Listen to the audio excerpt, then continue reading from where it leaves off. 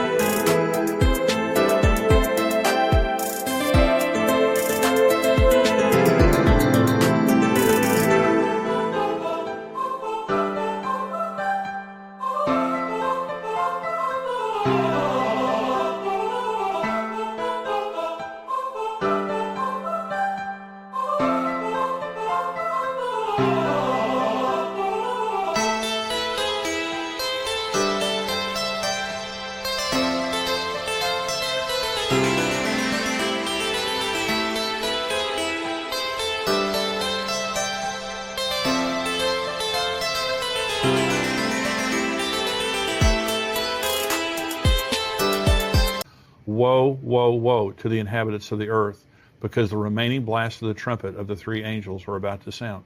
Let me go back now to the 6th seal and read you what I read you earlier. I looked when he opened the 6th seal, and behold, there was a great earthquake, and the sun became black as sackcloth of hair, and the moon became like blood.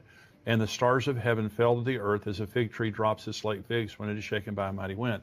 So both in the 6th seal and also here at the 4th trumpet, we're told that the sky grows black. That's exactly what happens when a meteor or an asteroid hits the earth. That magnitude of an asteroid, it throws up all the dust. There's all, like Mount St. Helens or something like that.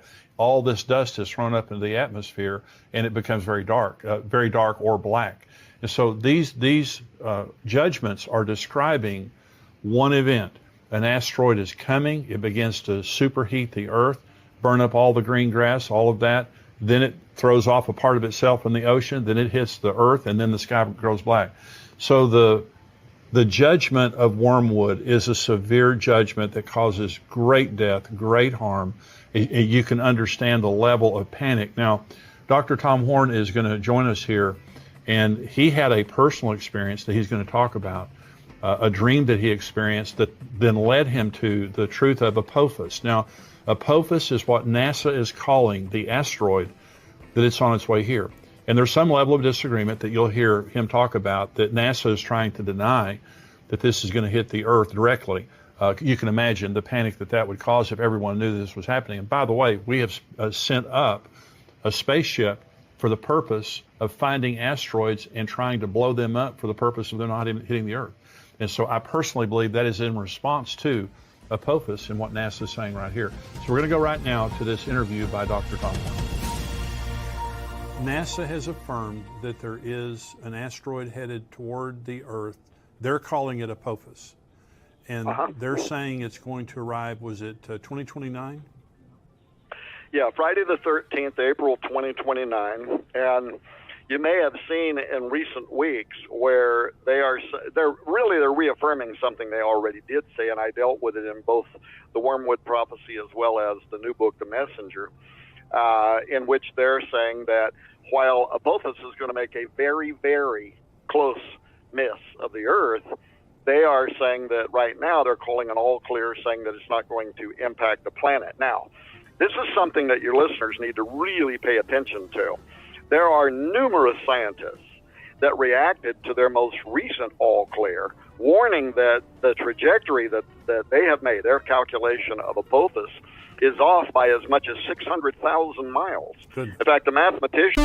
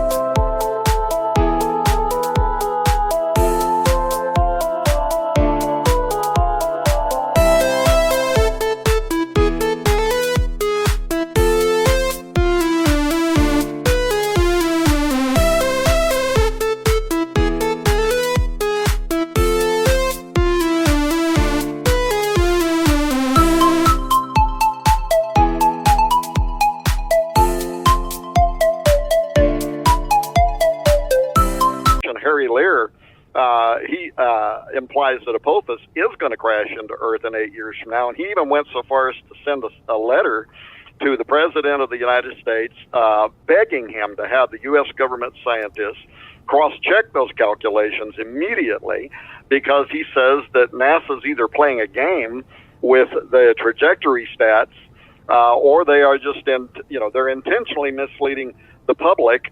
And then he ends his letter. Anybody can log online and read his letter. He ends that dispatch with this ominous admonition that he thinks we're already out of time anyway. But maybe if we got on it now, and I think behind the scenes they are on it, I think it's part of the reason Space Force was formed, that they're trying to figure out how they might be able to mitigate this incoming event. But it's not just Lear. Nathan Myhrvold, who was the head of Microsoft, the science department for Microsoft for many years, he is consistently listed every year in the top 100 scientists in the world. And he recently wrote a peer-reviewed paper that I referred to in the books called An Empirical Examination of Wise, Neo-Wise Asteroid Analysis and Results, in which he not only refutes a lot of the data from NASA, he charges them outright with deliberately misreporting threats by these near-Earth objects and of behaving extremely deceptively with deliberate scientific misconduct. So in other words, he is saying this wasn't an accident on part. They are going out of their way to intentionally cover up very real, potentially imminent space threats, including Apophis. And then there's a video on YouTube that anybody can watch right now that's got the famous planetary scientist and the astrophysicist Neil deGrasse Tyson, very popular figure. And he says that on April 13, 2029, I'll quote, this is from the YouTube video, this is a quote, Apophis will come so close to Earth that it will dip below our orbiting communication satellites.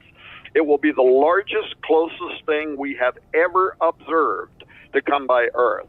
The orbit we have for it now is uncertain because these things are hard to measure and hard to get an exact distance for, so we cannot tell you exactly what that trajectory will be. So, and this was the same thing that the astronomer from the Pentagon told me. He said it's absolutely baloney. Well, he used a different word that I won't use. He said it's absolute baloney. He said you can't say that a stone as big as Apophis, and it's a monster, is going to come literally below the satellites, knock out some of the satellites, below the satellites that are in orbit around this planet, and yet say with any certitude, but no worry, it's not going to.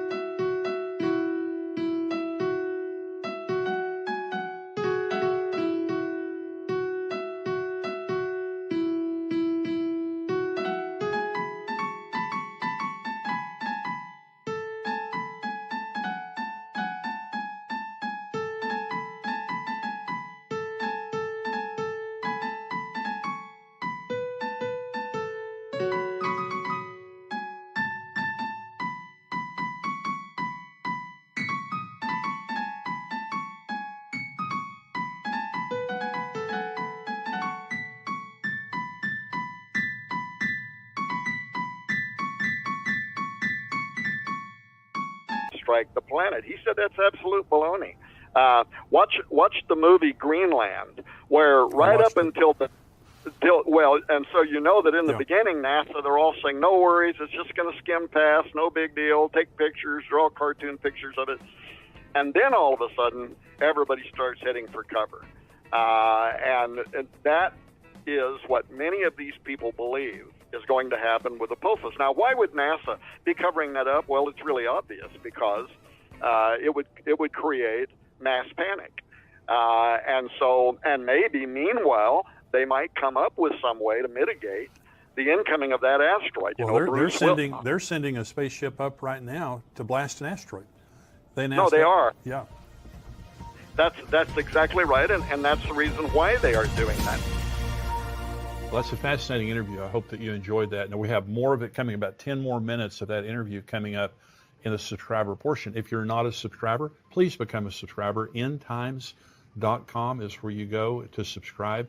It's $7 a month, $77 a year. As a monthly subscriber, you get the first month for free. So if you want to just check it out, become a monthly subscriber. It's free for the first month. If you don't want to continue, fine. And if you do, that's great also. But become a subscriber. If you're not a subscriber, I'm going to say goodbye to you. If you are a subscriber, we're going to take a short break here, and we'll be back with more of the interview from Dr. Tom Horn, and I'm also answering questions.